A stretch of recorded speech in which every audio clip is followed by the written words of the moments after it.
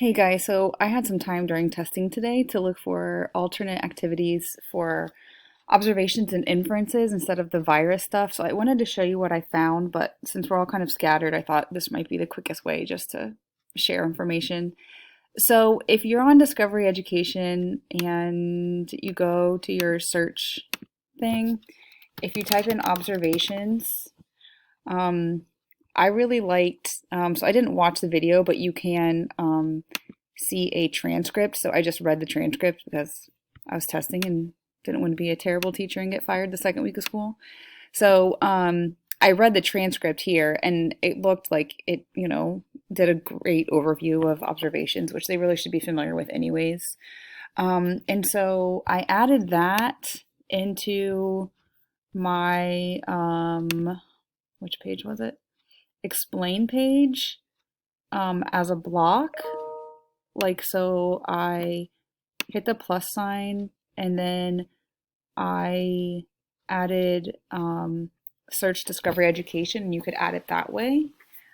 And then the other thing that I found that I really liked was, again, searching. There's actually a board somebody else made about inferences about animal adaptations. And of course, I'm going to have a hard time finding this when I'm looking right now. Right here. And I added this also to my board. So again, I didn't watch the video, but they learn basically about animal adaptations. And then what they do is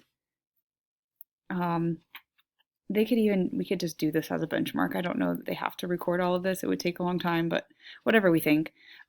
There's these five photos of different animals or I guess more than five. It said to choose five. But anywho, so they practice making observations about each of the animals and what they notice, and then they make an inference about how it helps them survive. So like most of these you can tell it's like a camouflage thing. But I thought that that was really cool and it, covered inferences with observations in a more kid-friendly way. So I also added this to my studio board. I think I did right here. I think that's what this is, this big image that doesn't show anything. But I still don't know how to get rid of this. So I talked to Brandy briefly and she emailed Leslie Kirkley about how can we, oh, here it is.